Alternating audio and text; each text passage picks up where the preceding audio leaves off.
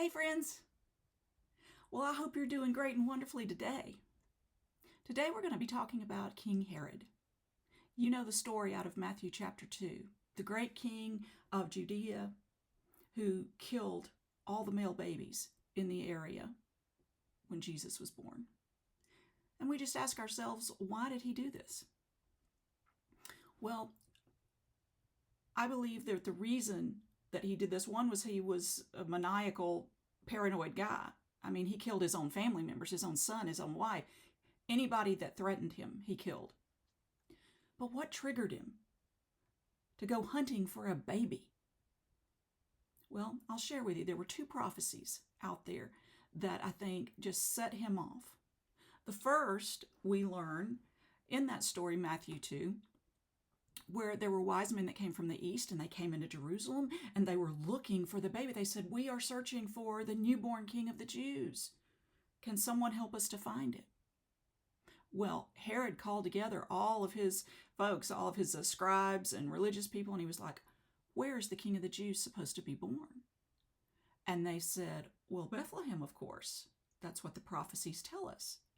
And they were talking about the prophecy in the book of Micah that said that the leader, God's true leader, would come out of Bethlehem. So Herod got really scared about that when he found out that these people say that the baby was actually born. Okay, the time is here. But I think there was another prophecy at work that was even scarier to him. You see, Herod was an Edomite. That means he came from the line of Esau. Now, if you don't really remember the story of Esau, I encourage you to read it out of Genesis 25. I'm going to read something that might jog your memory about Esau. When Rebekah, the wife of Isaac, was with child, she had two children. And it says, "The children struggled together within her womb. And the Lord said to her about these two babies, 'Two nations are in your womb, and two peoples born of you shall be divided.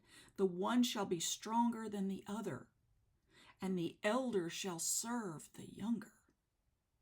Well, Esau was the elder. Jacob was the younger. And as we remember the story, if you haven't read that story, go back and read it.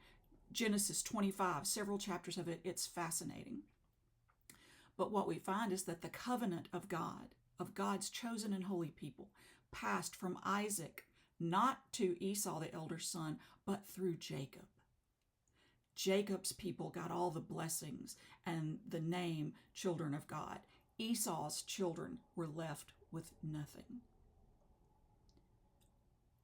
And God said, forever they will war against each other. So you see, Herod was an Edomite. He sat on the throne of the Jews, but he wasn't the king of the Jews, and he knew it.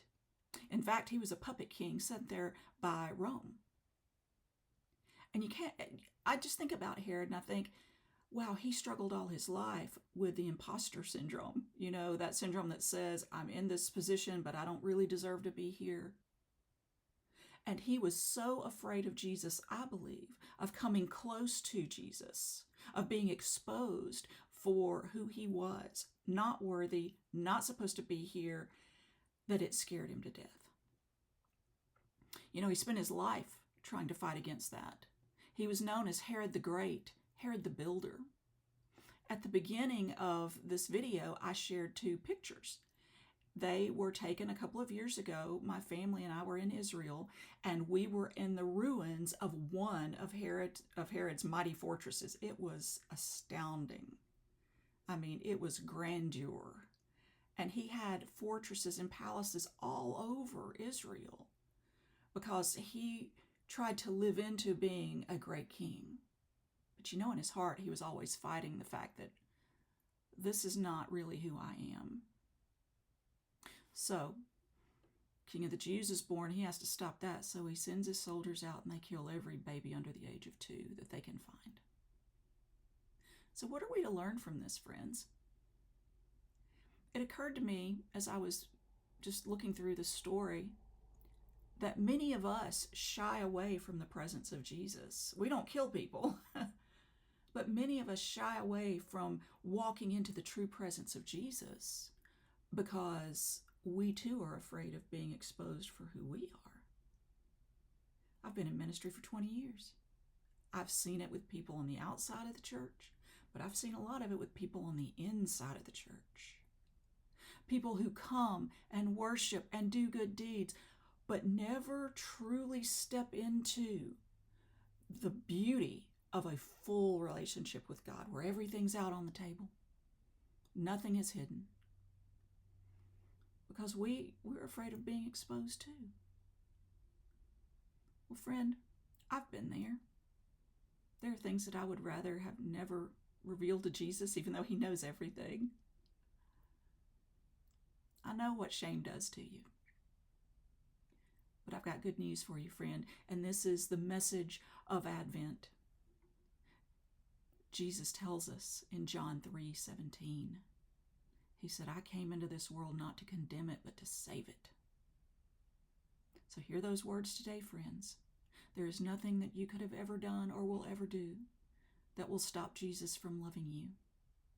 And I urge you during this time of Advent, step into it, friends. Step in deeply, 100% wholly into a relationship with Jesus, and let the healing grace of Jesus flow over all those places you would much rather hide. It is a wonderful day to walk in the freedom of the Lord, friends, and I wish you well.